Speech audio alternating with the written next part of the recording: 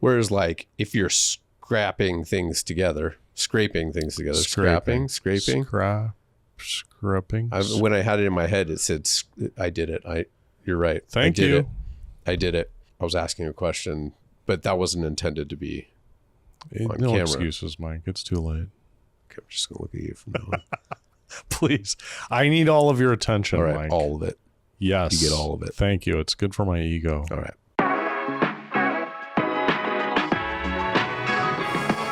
Welcome to the Marketing Team of One podcast, where we have conversations about the issues one-person marketing teams face when trying to meet their goals with limited time and budgets. Now here's your hosts, Eric and Mike. Eric, what's happening today? How are you? I'm doing okay. I'm thinking about some issues that I've been running into recently.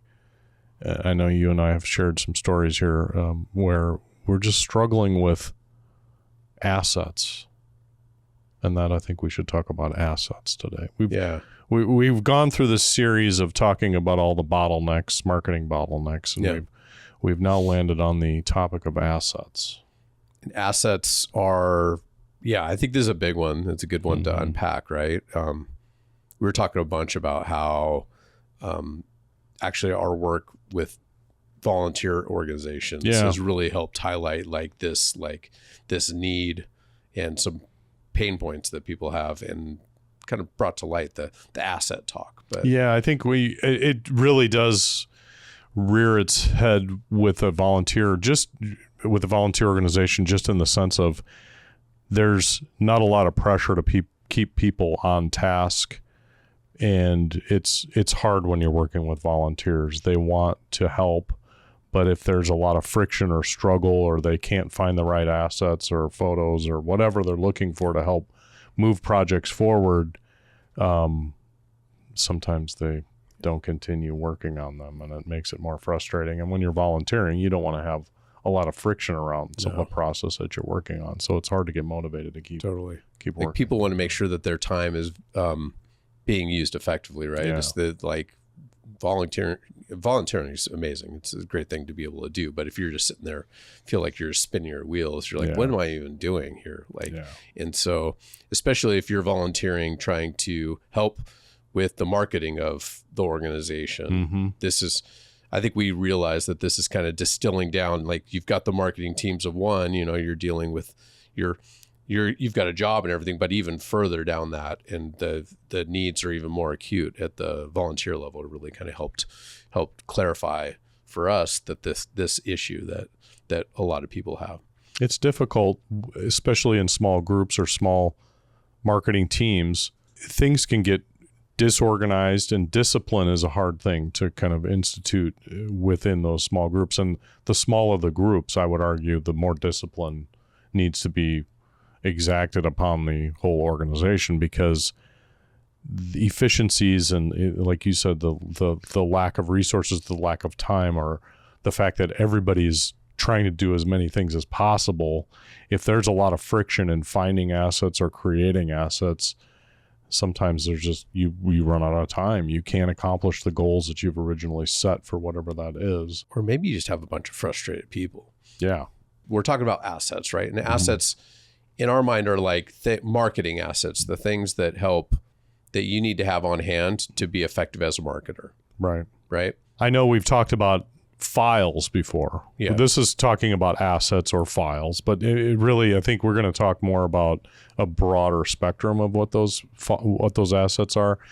We had an earlier podcast episode where we did talk about files and things like that. So go back into the library and check that out if you want to learn more about some more distinct things around files, or not so much what we're going to talk about today. They're a little bit more specific to files, but the actual file types and the things here. But I think we're kind of taking a step up, right? And we just want to talk about basically two categories of files or assets that we want to have on hand as a marketer, right? There's the essentials, let's talk about the essential things that you need to market your organization. There's some things that we think that if you have those on hand, that's going to help streamline a lot of things. But then the other part is just a bunch of assets that you want to have on hand so you can create more marketing materials and not spin your wheel. And not spin your wheels and everything. So, so as we talk about like essentials, what are some, can you think of any like essentials that you would want to have on everything for me starts with brand. So I would say brand and your logo kit, whatever that is, as far as, what files do you need for all the different situations that you need, and then a brand guideline so that when you do distribute out it to different groups, they understand what the limitations or what they should be doing with that brand. So that's one of the things that I look at first and foremost is, do we have that established? Yeah.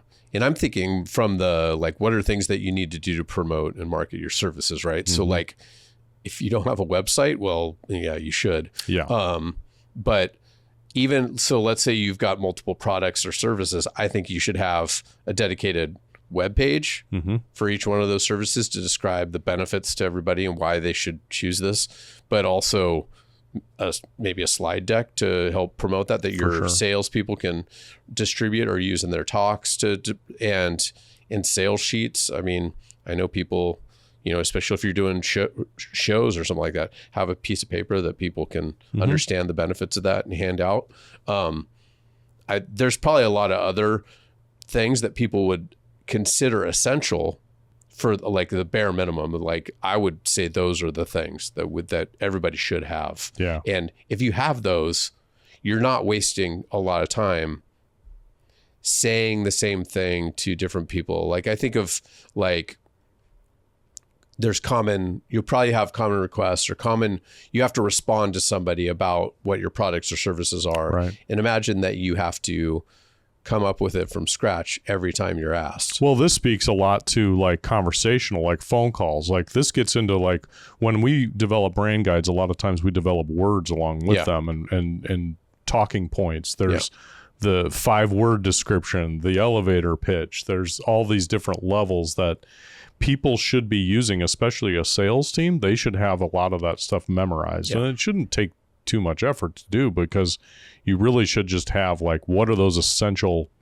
descriptive language that you need to have in your head whenever you talk to people, because networking is a huge way to drive business, and if you can't speak effectively or efficiently about what you're doing or what your company does, you're not going to make that connection. You know what I mean? Yeah. My thinking is that if you have these core essential things already defined, you're not spending a bunch of time reinventing the wheel. I think an overarching thing of this whole conversation that we're having here is the efficiencies that maybe people could gain or maybe aren't aware of, that by having some of the essential pieces and then some of the other assets put together, how it can make everyone's marketing job easier. Maybe a little bit easier, but definitely more efficient.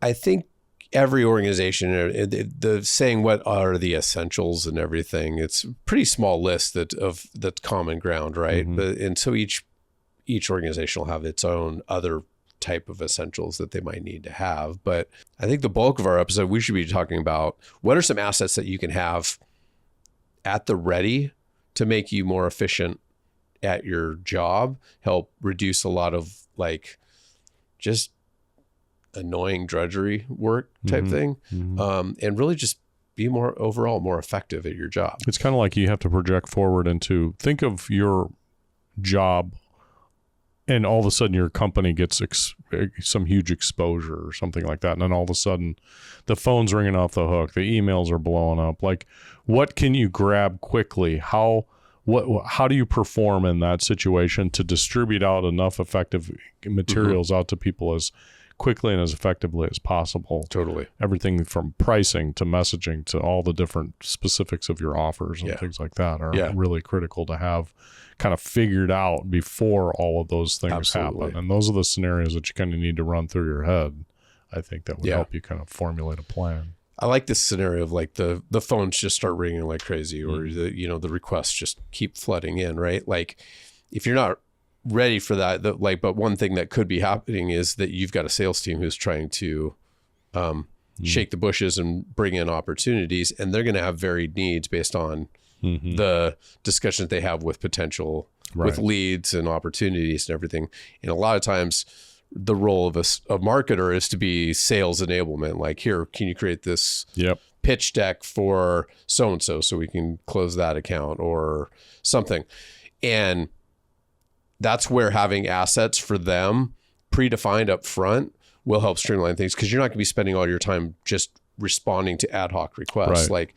Meet with that team, figure out what the needs are for to help them sell, have those assets on hand, and then it creates more of a foundation for that team to work and allows more overhead for you to work on the other marketing things that will feed that sales and team. Making the materials that we're talking about, having most of the stuff figured out, because there's always going to be a scenario where they want to change a little thing here or change, making it something that's an effective system that they can go in, and maybe there's 2 or 3 slides in the deck that they're like, okay, this is where you get to put in the specifics for that particular scenario, whatever that is. Yeah. And I think a lot of what we're talking about is probably B2B stuff or professional services type of things. It's not so much, that's our thing. We're not gonna talk about how to get more people to buy Coke. Exactly. Yeah. Part of the culture, I know, in some of these small groups, whatever they are, they could be creative teams, they could be marketing teams, they could just be small organizations. They think like, we're small, we're scrappy, we're live in chaos, and that's great and stuff. It's not great. That's a myth, right? It's a terrible badge of honor if some people think that's how life should be. That's it's the scrappiness does seem, I don't know, there's part of it's admirable. Yeah. Like the idea that I'm going to like do pull together what I can and everything like that. But if you're always scrappy, that's the part that, it's more chaos than scrappy. And we get it. I mean, the idea behind scrappy is you are flexible and you can zig when everybody's zagging and all these You're resourceful. things. You're resourceful. That's a good way of looking at it. Yeah. That's different. That's actually a great way to run an organization, because that means that you've got all these things figured out already.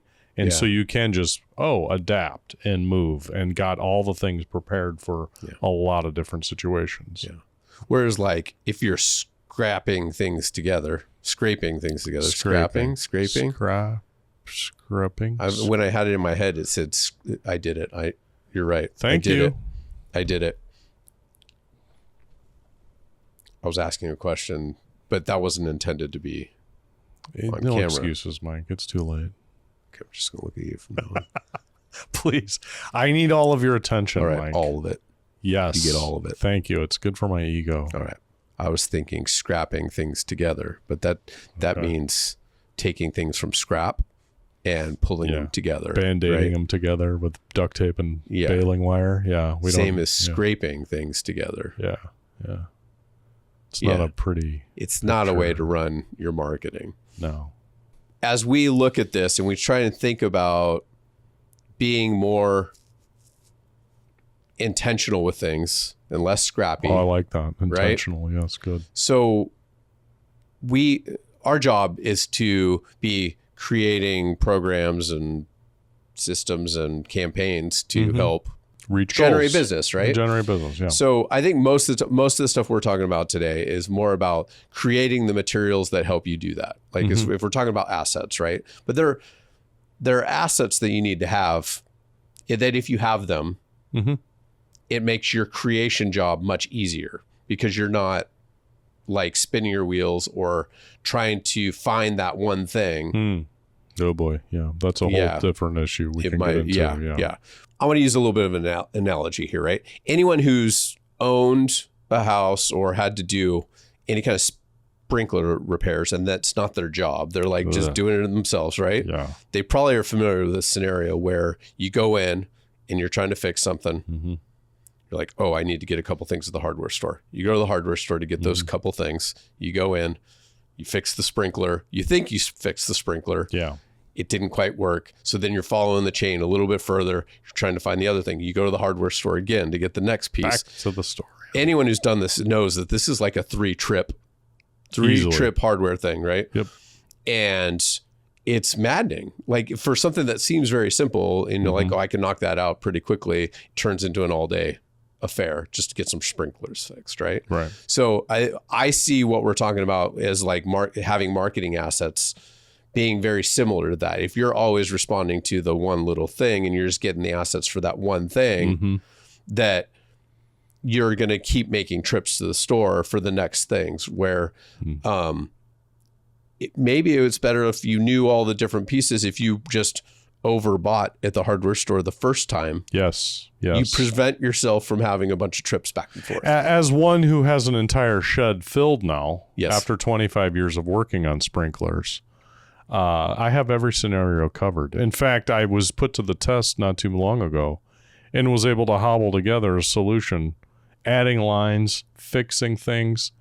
I go to the shed, boom. It's like going to another, pick any of your hardware store retailers. I have my own built-in at this point because of the How many trips did you need to make to the store? Zero. Thank you. And so much more efficiency comes from that, not having to do that, right? So less than an hour. Yes. I think as we talk about this like collection of assets, that would be helpful that like, let's land this into marketing, right? Yeah. Like what are some things that we can put in our shed as part of our marketing toolbox that you see would be really helpful? I think templates are really powerful things. And when you look at what you're needing, obviously every situation is slightly different, but in our experience, it's kind of the same recipe of solutions that help people, because it's all about communications and telling your story and giving people all the information they need as quickly as possible. So we just talked about a deck. That's a really powerful thing. But there's also things like emails and email templates and pulling words in to pick 3 scenarios that you need to have and have that built up in your email marketing system that you've built. So those are really powerful things. I think having a PowerPoint template, we talked about a deck, but that's like a pre-built deck already. Having just like 3 or 4 slide templates built out in a PowerPoint deck, cover slide, section start, basic set of intro or a content slide, and then maybe a bullet point slide or something, maybe with a large visual or something like that. So that's a really powerful thing to have as well. Ad templates. Think about digital ads, whatever platform you're on, have some sort of predefined system where you've got a kit of parts built out and some words around things. Headlines are really critical. Specific descriptions of your products or services are great to have, but also photos. That would be another thing that I would want to have, is that set of photos that you've got, and whether you have them professionally done, which we highly recommend, of something specific to your company, or even just stock photos. Having something to pull from for that would be great as well. And then the other thing is social media templates. I think social media templates, depending on what your attitude is toward and how powerful social media works for you, I think it's pretty powerful to have a pretty strong LinkedIn presence if you're doing business-to-business work. Having some sort of predefined templates around that. And we've actually helped a lot of companies develop those. Highly designed, very flexible though, where they can drop in different text, they can drop in different photos, and those are really helpful as well. So those are the things that come to mind for me. What anything in your mind? Yeah, I mean, you talked about photos, and I don't know, as designers, we've spent more hours than we care to divulge, trying to find the perfect stock photo for a thing. And that can be just a huge time suck. Huge. Terrible. Yeah. If you feel like it's harder than it should be, it probably is. Yeah. And then you've got AI, which you think is a real easy way of doing it as well. But we've learned that too. You can get there, but it takes hours. And then as for us, when we have to go through that and do it for one of our clients, it's hard to justify. Hey, it's an $8 photo. Perfect. Royalty free. Took 4 hours to find it. So it's now hundreds of dollars for that stock photo. So it takes a lot of time to get that just right. It sounds like we've got a pretty good list of things that make up a basic toolbox, so people, when they go fix their sprinklers, here's everything in your shed. Maybe you could give us what are those things one more time. So when we talk about assets, I think that's a very vague term that we can use, and for the purpose here, I think we need to delineate between all these things. And I would say there's a level of essentials that you should have all the time for your marketing efforts. And each business organization is going to be different, but I think in general, you want to have certain materials, marketing materials that are available for everybody in your organization to use. Settled law. Yeah. That way you're not fielding their requests all the time. Like if you're sitting here trying to create these essentials and recreate these things to address a need that those essentials could have, it's just ripping into your time that you would have to do all your other marketing things, like to pursue new initiatives and stuff like that, right? So I see that as like key things that you really need for your organization would be a website. If you don't have a website, well, come on. Yeah. On that website, you should have a dedicated page for each one of your services or products that helps describe what that product or service is, right? You want things for your sales team to be able to use, right? So that might be a pitch deck that describes your company and all your services so they can go through it, right? You'd probably want, for in-person things or leave behinds, you'd want sales sheets for each one of your products or services to help do that. I would say that's the minimum. Those are the essentials. Now, every type of industry or business might have more bolt-ons or more materials that they need to help support their marketing. But that's where having what we're going to talk about next, the kit of parts, so you can more efficiently build those materials for people to use. That's where that comes in. But I would say those are the essentials for everybody. If you don't have those, get those out, get those done, get those to the people who need them, so you can work on what I would argue is the more fun stuff. We've got our shed, right? Yeah. And knowing that you have things in the shed is one thing, but being able to find them might be a whole other thing. Well, and finding the shed. Like, where's the shed? Some people don't even know where the shed is, you know? I think that's probably the first challenge, is identifying your shed and where is the shed. Yeah. Okay. So let's land this in like digital terms. Like what would you say are common sheds? Google Drive would be my first. Great, or right? Some people have their SharePoints, you know, and Dropbox, OneDrive. Yeah. And this is something that I think we're going to have a freebie for in the show notes for this episode, where we're going to try to outline some of these pieces and maybe a way to organize them. Because the second most pressing challenge around assets is maybe after they're all created and you've got this great collection, where are they? Where do I access them? Where does the salesperson find them? And where are they distributed, and how easy is it? So this gets into SOP land a little bit, which, you know, maybe that's, the third rail. We don't want to mention those three letters, but this is an important thing for an organization, even a small one, to understand where are we going to go find all this stuff? Well, even for yourself. Yeah. I'll admit, sometimes I just throw stuff on my desktop and I need to find it. Now, if you ask me to find that again, and I'll throw you under the bus. I know there's times I asked you for something and we spend a lot of time trying to find that thing. Yeah. Right? Of course, yeah. So like having a key structure for this stuff helps remove, like, so we've got all these assets, but like, where are they? How do we find them? That's... Well, and just to qualify, we run a studio where there's 10 people having to access files. Yeah. And sometimes this person is assigned to a project that they never even touched before, and somebody else, maybe they're not with the organization anymore, they had it. So we have to come up for the existence, for the health of our page design group. We need to have this system in place. So we kind of speak from years of experience doing this, but there is, how do you name projects? It's not even just like, where are they, but what's a naming convention that works? What's the naming convention for your file structures?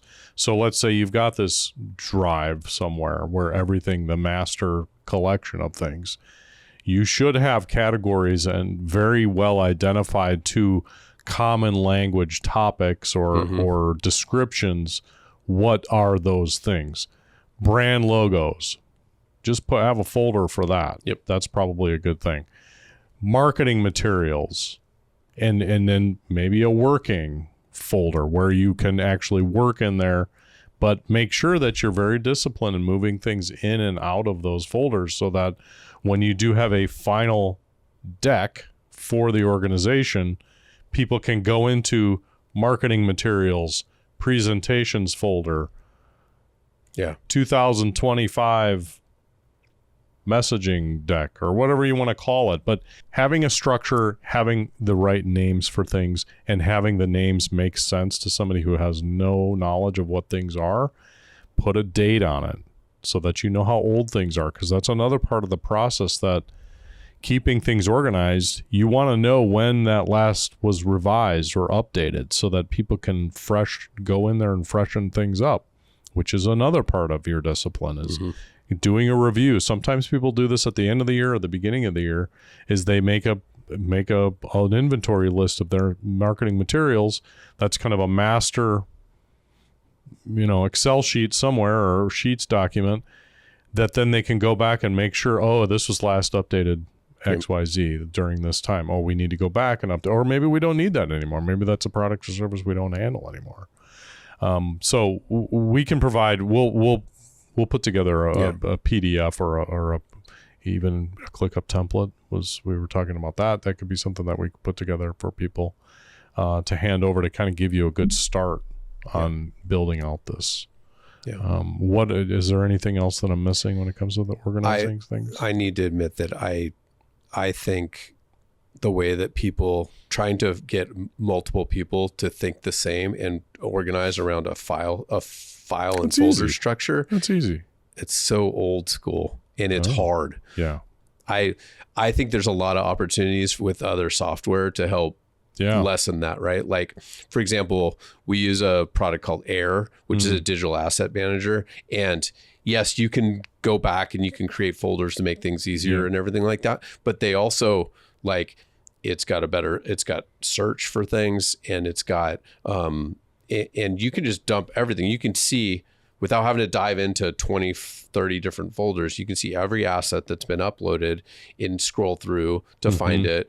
So it kind of busts things out of that old paradigm of files and folders and can help. In HubSpot, you can, your final files that you want to use for your sales materials and everything can be uploaded there. And that's a good way to maybe build a firewall between your designers, marketing team, salespeople. Salespeople don't need to be monkeying with working files, and showing them that stuff is probably a recipe for disaster, right? But if you have a firewall where you can provide that stuff for them and they know it's right there and they can distribute it from there, make it really easy for them. That's a really good way of doing it too.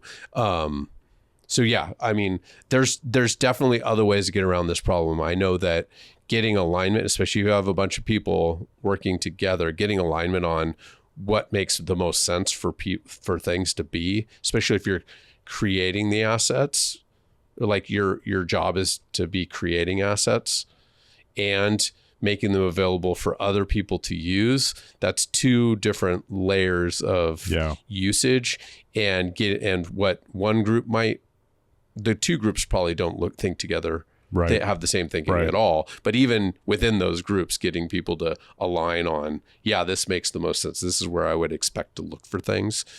That can be a challenge. So be warned. People are different. There's danger. Is that what hills. You're saying, Mike? Is danger in the hills? You mentioned working files. I get it. That should maybe be firewalled. Definitely be firewalled from sales and marketing, other people who have no interest in going in there, and probably shouldn't be going in there, honestly. But there's also the archive files and the do not use files. To me, it's if we label something do not use, why is it even in there? You're tempted to I want to go in there and use that stuff. Why? This is where I would get into the different roles, right? Why would sales need something from the do not use folder? Why would anybody? Never. They never would. No, just remove it. Don't even make it available. It's still garbage. Right? We've all agreed this is where we are now. I can't imagine you needed to go back. Now, on the asset creation side of things, there might be something that was said in an old piece that you might need to use, right? Yeah. But you have to be really careful not to have that in a place where it can accidentally be used, right? Like let's say, for example, let's say there's a new feature that you're promoting on a new product you have, right? And you grabbed the old listing of things. Yeah, ouch. And you're missing that piece, right? Or maybe something significant changed. Maybe you've used one vendor for something and now you have to use a different vendor and their specs are different, right? Like if you pulled the old specs from that old material and put it in there, that would be a bad thing, right? Trouble. Yeah. So I think it's helpful to have that archive of things if we're talking about using assets to create materials for things. But I think there needs to be like a firewall thing. And I don't know if having it in the same folder as the stuff you're actively working on is the best bet. I think you'd want to have it kind of out of reach. Certain organizations that we work with, there's only certain people that have access to working and archived stuff. Yeah. There is an argument to be made for archived things because there can be some specific information there that needs to be constituted into the new stuff for sure.